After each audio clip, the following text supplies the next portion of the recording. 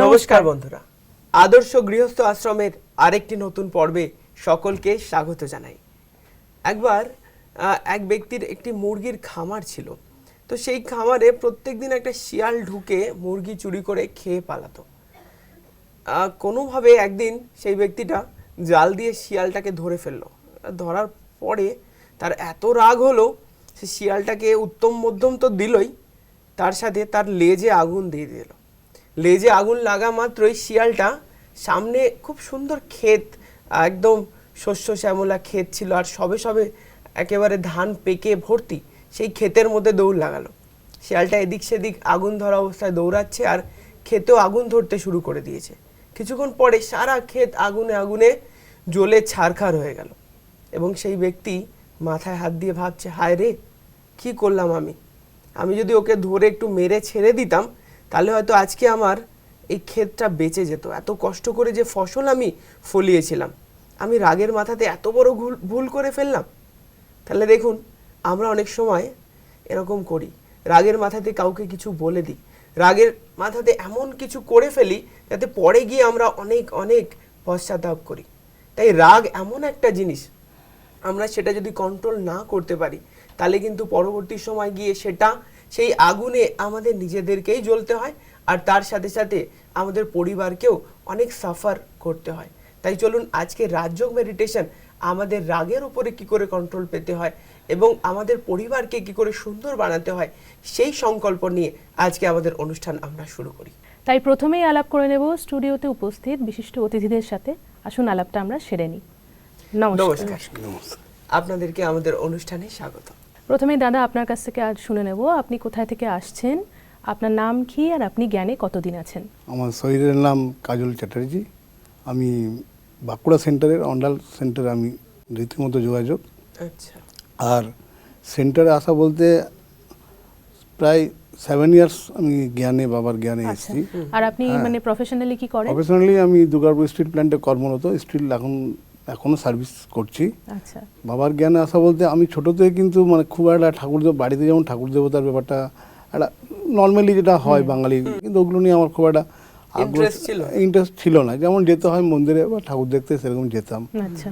আমি অ্যাকচুয়ালি 2000 সালে একবার আমি কোর্স করেছিলাম আমাদের অন্ডালে। তো যাই হোক, বাবা বলে না যে ড্রামাতে না থাকলে কিছু করা যাবে না, তো হয়তো সেই টাইমে আমার ড্রামার মধ্যে ছিল না এই জিনিসটা। তার দীর্ঘদিন পর আমার সেই আবার ড্রামাতে এসছে যে না, বাবার জ্ঞানে হয়তো আসতে হবে। তো আমি হঠাৎ করে দুটো দিদি আর কি পেরোচ্ছিল রাস্তায়, তো আমি দেখলাম যে আমি তো মনে হচ্ছে এদের সংস্পর্শে এসেছিলাম। তো আমার একটা কিউরিওসিটি বাড়লো যে একবার যেতে হবে। হ্যাঁ, তো আমি অন্ডাল সেন্টারে যাই, এসে দেখলাম যে আমাদের বাড়িতে যে জিনিসগুলো হয়, মন্দিরে যে ভাইব্রেশনটা হয়, একটা গন্ডগোল, চেঁচামেচি, একটা ছাগ বলে দেওয়া, আমাদের বাড়িতেও সেটা আছে সিস্টেমটা, কিন্তু আমরা টোটাল বিরোধী এটা সম্বন্ধে। কিন্তু দেখলাম না, তো যেগুলো আমরা চাইছি, আমি বিশেষ করে যেটা সেটা তো এখানে পাচ্ছি, যেন মনে হচ্ছে আমার কাছে সাক্ষাৎ দেবী বসে আছে, যা বলবে তাই হয়তো আমি অ্যাবজর্ব করে নেবেন। খুব ভালো লাগলো না? তো সৌভাগ্য যে দিদিকে আজকে আমাদের মাঝখানে পেয়েছি। চলুন দিদির কাছ থেকে কিছু শুনে নিই। অবশ্যই। দিদি, উনি ড্রামা একটা কথা ইউজ করছেন, তো ড্রামাটা কি? ড্রামা আমরা তো শুনেছি যে সৃষ্টি রঙ্গমঞ্চ, আমরা তার অভিনেতা, সেটাই কি ড্রামা বলছেন উনি? যখন আমরা রাজযোগের ক্লাসগুলো করি, তো সেই রাজযোগের ক্লাসে ড্রামারও একটা লেসন রয়েছে। মানে এই যে সৃষ্টি নাটকে যে আমাদের প্রত্যেকের আলাদা আলাদা একটা রোল আছে, সেটা যখন আমরা ভালো করে স্পষ্ট করে বুঝতে পারি, তাহলে আমাদের জ্ঞানটা অনেক ভালো করে আমাদের বুদ্ধিতে বসে যায়। যে জীবনের একটা সুন্দর নাটক, সেই নাটকে আমি একটা রোল করছি, তাহলে আমি তো নিশ্চয়ই চেষ্টা করব যে আমার নিজের রোলটা ভালো করে ফুটিয়ে তুলতে। যে নিজের রোলটা ভালো করে ফোটাবে, তার প্রশংসা হবে, তার পার্টটা দেখে সবাই খুশি হবে। তাহলে এত বড় বিশ্বের একটা নাটক, সেই বিশ্বের নাটকে আমরা সবাই এক একজন আলাদা আলাদা রোল প্লে করছি। মানে এটা এতই আশ্চর্যের বিষয় যে বিশ্ব নাটকে এত বড় একটা নাট্যমঞ্চ, সেখানে মানে কোনো দুজন একই রোল করবে না, প্রত্যেকের আলাদা আলাদা পার্ট রয়েছে। এটাকে যখন আমরা সত্যটা বুঝতে পারবো, অনুধাবন করতে পারবো, তখন আমরা মানে অনেক আনন্দিত হব যে বিশ্বের রচয়িতা যিনি, তিনি কত সুন্দর করে এই নাটকটাকে তিনি তৈরি করেছেন। খুব সুন্দর। আপনার কাছে আসবো, এত সুন্দরভাবে দিদি আমাদেরকে বুঝিয়ে দিলেন। আসুন আপনার নামটা জেনে নিই। আমার নাম হ্যাঁ। বিনা চ্যাটার্জি, আমি অন্ডাল সেন্টার থেকে এসেছি। আপনার জ্ঞানে কত বছর জ্ঞানে হয়েছে? এসেছি আমি 2 বছর হলো। দাদার কাছে আসি, সারাদিন আপনাদের লাইফস্টাইলটা কি? আপনি শুনেছি বিকেদের লাইফস্টাইল একটু আলাদা হয়, তো আপনাদের লাইফস্টাইলটা কেরকম? কারণ আপনি তো দেখুন, কর্মজগতে যুক্ত হ্যাঁ, না। তো দেখুন, প্রথম কথা হচ্ছে প্রজাপিতা ব্রহ্মকুমারী সম্বন্ধে অনেকের একটা মানে আমরা যে প্ল্যান্টে সার্ভিস করি একটা নেগেটিভ চিন্তা ভাবনা, মানে কি যে না ওখানে যাস না, বিভিন্ন টাইপের একটা কথাবার্তা থাকে।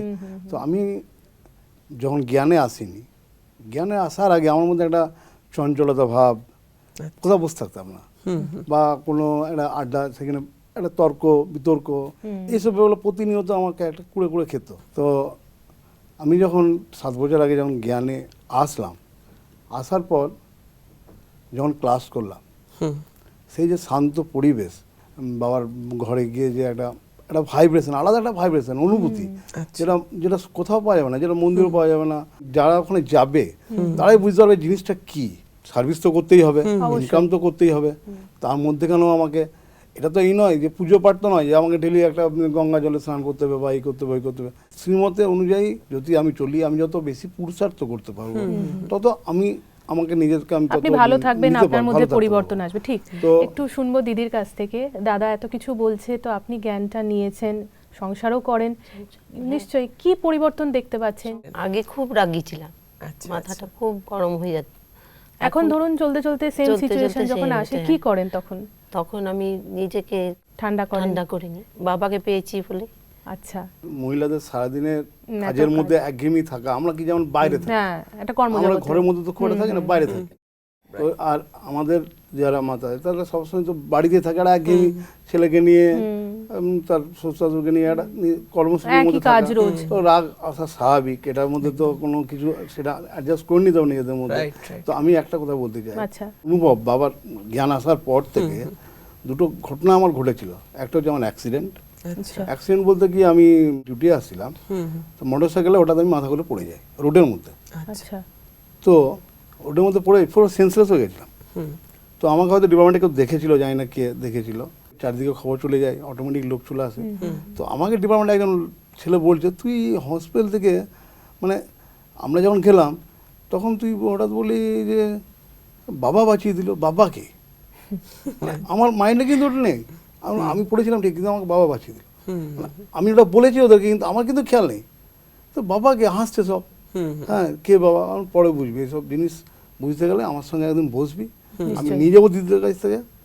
আর একটা ঘটনা বুঝি, এই যে কুম্ভ মেলা হলো, হ্যাঁ হ্যাঁ হ্যাঁ সবাই যাচ্ছে, হ্যাঁ, তো দেখলাম সবাই যখন যাচ্ছে, আমাদের বন্ধুরা বলছে যে চ ঘুরতে যাবি, চ আমাদের ওই ব্রহ্মকুমারী সেন্টার ওখানে যদি পাই একবার দেখে আসি। যেদিন ওই বড় ঘটনা ঘটেছিল 29 তারিখ রাতের বেলায়, এত কয়েকজন লোক, মারা আর গেছে, ওই টাইমে অনেক আমরা মানুষ। প্রেজেন্ট ওখানে ছিলাম। আচ্ছা, রাইট, তারপর দিন যখন আমরা ফিরে আসছি, আমার মানিব্যাগে সবসময় বাবার ফটো থাকতো। তো আসছি, শাস্তি ব্রিজ বলে একটা ব্রিজ আছে, প্রচণ্ড ভিড়, আর এত মুঠভেড় দাবাদাবি, আমাদের সামনে 3-4 জন পড়ে গেল, পড়ে আছে। মানে আপনার সামনে ঘটনাটা হ্যাঁ ঘটলো? ঘটেছে। আচ্ছা, হঠাৎ করে আমার মানিব্যাগটাও পড়ে গেল। তো মানিব্যাগের মধ্যে টাকাও ছিল, এবং টাকার থেকে বড় কথা প্যান কার্ড, আধার কার্ড, ড্রাইভিং লাইসেন্স, মানে everything, credit card, debit card, মানে আপনার যাবতীয় ইম্পর্টেন্ট। যাবতীয় ওখানটা ওই মানিব্যাগে ছিল। তো আমার তো টেনশন, বলতে টেনশন তো সবাই স্বাভাবিক, এখানে মিথ্যা তো বললাম না, স্বাভাবিক হবে, যতগুলো জিনিস আমার চলে গেল। তো আমি বন্ধুকে হেঁটে হেঁটে এসে বললাম যে এই ব্যাপার, ওরা তো বিরাট লাফালাফি করছে, এই করতে হবে, থানা ওই করতে হবে, এই করতে হবে, ওই করতে হবে। ঠিক আছে, যা করতে হবে বাড়িতে যাই, তখন দেখা হবে। কিন্তু আমি ডায়েরি তখনও কিন্তু করিনি, করবার চিন্তা ভাবনা করছি। আচ্ছা, আচ্ছা, কিন্তু কেন জানি না মাইন্ডের মধ্যে একটা শান্ত ভাব ছিল, আমার মধ্যে একটা ছটপটে ভাব ছিল না। 2 দিন পর, মানে ওই কোটি কোটি লোকের মধ্যে একজন ফোন করছে রাত 10:30টায়, 11:30টার সময়, যে आपका नाम काजल चटर्जी है? ना, हमारा नाम काजल चटर्जी है। আচ্ছা যে आपका बाटवा हमारे पास है। बीएसएफ কর্মী কিন্তু, আচ্ছা আচ্ছা, ঠিক আছে। মানে ওটা উনি উদ্ধার করেছেন? हाँ, रुपया नहीं है तो आपका बहुत सारे डॉक्यूमेंट बैग बाटवा में में है। है। हम लोग सुनिए, हमें रुपया नहीं चाहिए, वो जो डॉक्यूमेंट है हमको चाहिए। चलो, আচ্ছা, আচ্ছা, मुझे ठीक है, आप कोई फोटो भी है? हाँ, हमारा फ्रेंड लोग जाएगा, तो आपके साथ मुलाकात कर लेगा। তো জানি না বাবার এখানের মধ্যে কোনো করলেন? পরিসীমা আছে কিনা, বা জ্ঞান আসার পর আমার এই জিনিসটা হচ্ছে কিনা। তারপর ঠিক 2-3 দিন পর গেছিল, এবং ডিপার্টমেন্ট থেকে আরম্ভ করে এবং পাড়ার যারা গেছিল তারাও সব অবাক হয়ে যে গেছে কোটি অবশ্যই। কোটি লোকের মধ্যে ওই মানি ব্যাগটা পাওয়া যায় কি করে। খুব একটা অভূতপূর্ব একদম, এক্সপিরিয়েন্স, একদম। তাই দিদি, না? এই যে অনুভব উনি শেয়ার করলেন দুটো, তো সত্যি এরকম যে অনুভব, কি মনে হয় যে ভগবানের এর পেছনে হাত আছে, না এটা জাস্ট ফর মিরাকেল, কি আপনি কি মনে করেন? না, এটা মিরাকেলসও নয়, আর এতে ভগবানের কোনো হাত নেই, কিন্তু আমাদের যে আস্থা, আমাদের যে বিশ্বাস, সেই বিশ্বাসটা কিন্তু কাজ করে। আচ্ছা। মানে এই যে ধরুন এত মানুষের মধ্যে যে প্রথম যেটা উনি যেটা এই অফিসে যাওয়ার সময় যেটা পড়ে গেলেন, তাহলে এই যে প্রতিদিন অমৃতবেলা ওঠা, রোজ মুরলি শোনা, এবং সেন্টারের সাথে সব কিছু সেবাতে সহযোগ করা, এই যে পজিটিভ ভাবনাটা নিয়ে চলা, তো দেখুন পড়ে গেলে আরো কিছু দুর্ঘটনা হতে পারতো,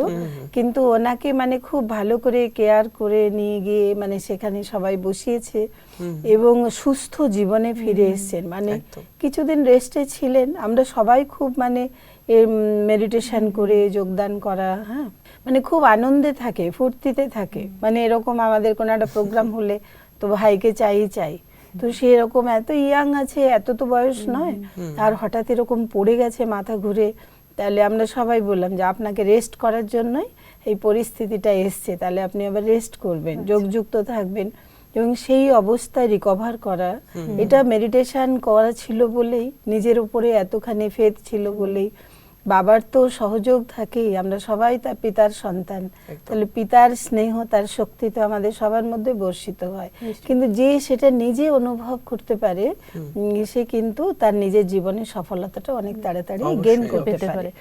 দিদি, একটা কোয়েশ্চেন আমি আপনাদের দুজনকেই করব, আপনাকেও করব, যে আমি এনাদের কাছ থেকে শুনছি যে পুরনো কিছু স্বভাব সংস্কার, যেটাকে ওনারা নিয়ন্ত্রণ করেছেন, একটা নিয়ন্ত্রণ শক্তি, যেমন উনি বললেন যে আমার মধ্যে খুব রাগ ছিল, উনি বললেন যে আমার টেনশন হচ্ছিল কিন্তু সবাই আমাকে বলছিল কিন্তু আমি শান্ত ছিলাম। মানে এই যে আমাদের স্বভাবের একটা বিশাল পরিবর্তন ঘটে যায় না, রাজযোগের দ্বারা এটা সত্যি সম্ভব যে এই নিয়ন্ত্রণ শক্তি নিজের মধ্যে অবশ্যই নাই না? যে কোনো জিনিস আপনি দেখবেন যে আমরা যখন মেডিটেশন করি, মেডিটেশন করার আগে যখন আমরা ক্লাস করি বা ক্লাস করাই, তখন কিন্তু এই কনফিডেন্সটা আমাদের মধ্যে এসেই যায়। কেন যে আমি মেডিটেশন করলে আমার সবার আগে আমার নিজের উপকার হবে, অবশ্যই। এবং আমি যদি এটা কন্টিনিউ করতে থাকি, ধরুন একবার করলাম, ছোট কিছু প্রাপ্তি হয়ে গেল, সেই আনন্দে আমি সব ভুলে গেলাম, তা নয়। এটা যত আমরা দীর্ঘস্থায়ী করতে পারবো এবং আমরা যতই আমাদের মনকে, বুদ্ধিকে ঠিকভাবে পরিচালনা করতে পারবো, তাহলে এরকম জীবনের অনেক ছোটখাটো, হয়তো দুটো একটা শোনালেন, আমাদের জীবনে প্রতিনিয়ত এরকম এমন কিছু ঘটে, তখন আমরা ভেতর থেকে বলি এটা বাবা ছিলেন বলে হয়েছে, বাবা ছিলেন বলে এই আমার মানি ব্যাগটা খুঁজে পেলাম, আমার সামানটা খুঁজে পেলাম। সবার কাছেই একটাই মানে কিছু হলেই তারা বাবাকে যেহেতু খুব ভালোবাসে, খুব বিশ্বাস করে, তো এটা সবাই বলছেন যে না, বাবা হয়তো করিয়ে দিয়েছে। আমরা প্রতিদিনই প্র্যাকটিস করি যে আমার কাজের মধ্যে, সারা দিনের মধ্যে আমাদের মন বুদ্ধিটাকে বাবার সাথে কম্বাইন্ড করে রাখাটাই আমাদের সাধনা, যাতে আমরা স্টেবল, নিয়ন্ত্রিত থাকতে পারি না। এবার এই প্রশ্নের সাথে যদি আমি আপনাকে একটু প্রশ্নটা মানে একটু সেম ভাবে করি, দিদি আমাদেরকে বোঝালেন, আপনার কি এমনি কোনো বিশেষ অনুভব সংসারে ঘটেছিল, যে আপনি বললেন যে আমার মধ্যে খুব রাগ চলে আসছিল কিন্তু আমি কন্ট্রোল করেছি, এরকম কোনো বিশেষ অনুভব যে কিছু? আমার অ্যাজমা ছিল, তখন আমি আমার খুব শরীর খারাপ হতো, ওটাতে শ্বাসকষ্ট হতো, তখন তারপরে আমি বাবার জ্ঞানে যখন এলাম, আমার 1 বছর এখন হলো, ওই শ্বাসকষ্টটা কিন্তু আমার আর নেই। আচ্ছা, মানে আপনার খুব কষ্ট হতো, মানে আমি তখন ওইটা প্রায় মানে ভর্তি হতো তখন আমাকে হসপিটালে গিয়ে। মানে এই যে সকালে উঠে মেডিটেশন করবো, অমৃতবেলা করবো, এটার মধ্যে একটা সায়েন্টিফিক একটা রিজন তো থাকবেই। মানে প্রত্যেকদিন ভোরে উঠে মানুষ যদি একটা ভালো চিন্তা ভাবনার মধ্যে থাকে, তাহলে তার মধ্যে একটা পজিটিভলি একটা কোনো কাজ করবে।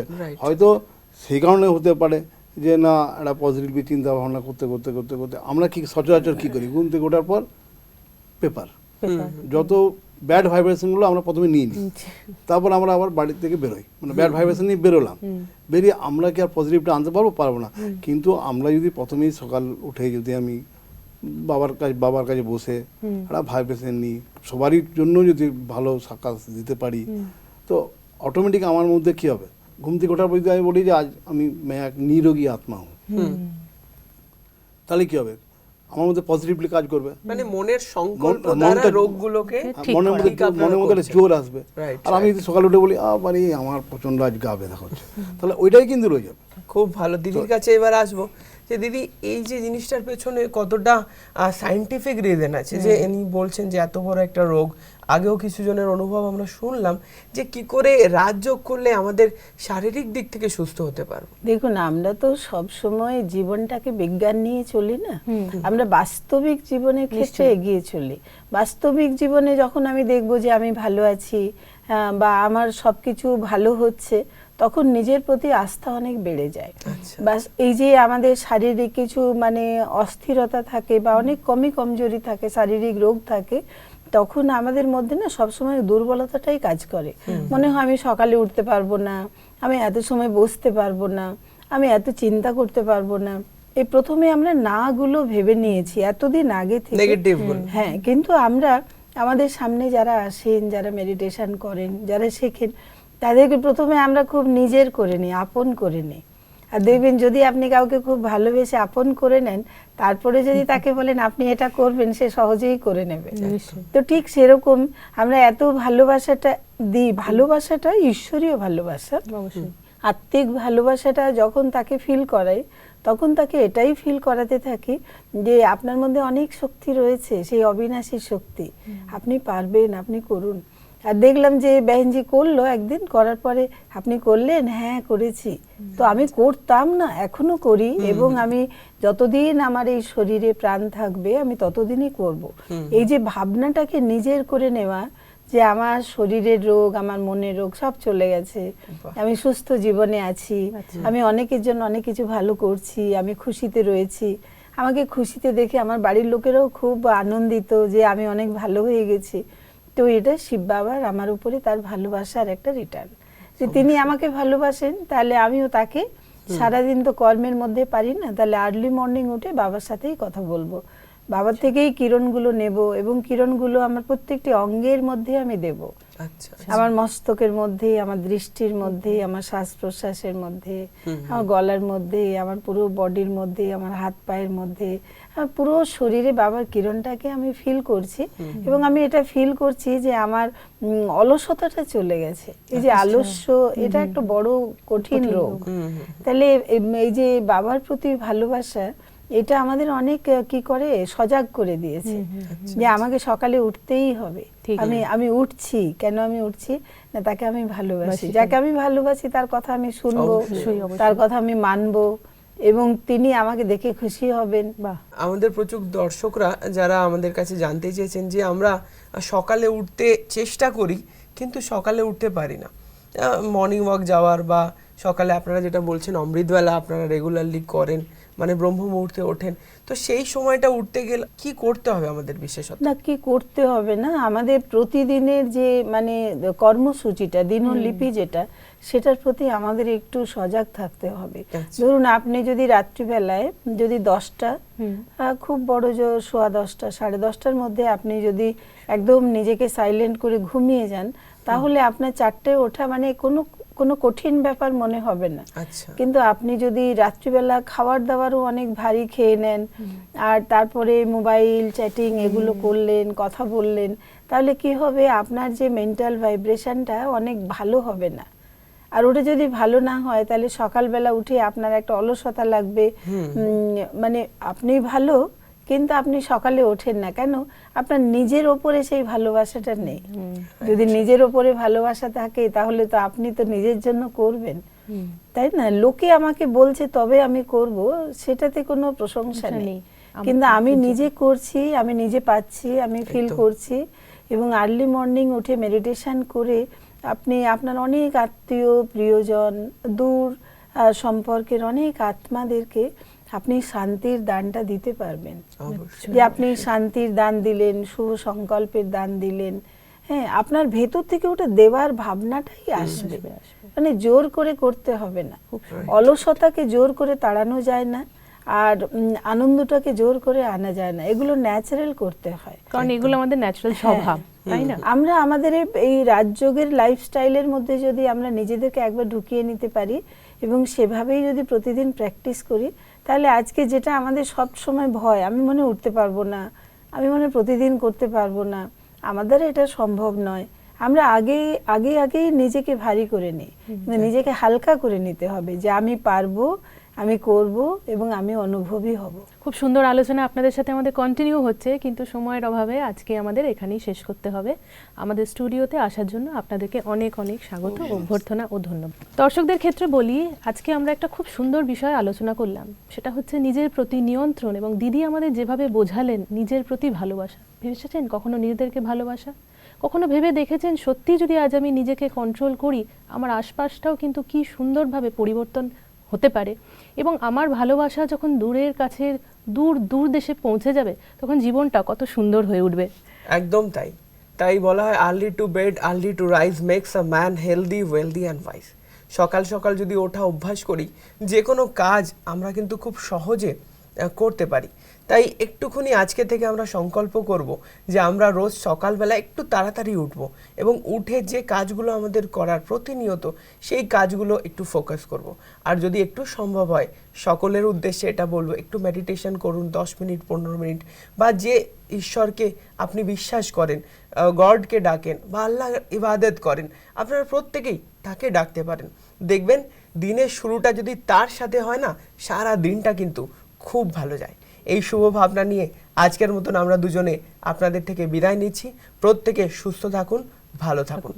নমস্কার।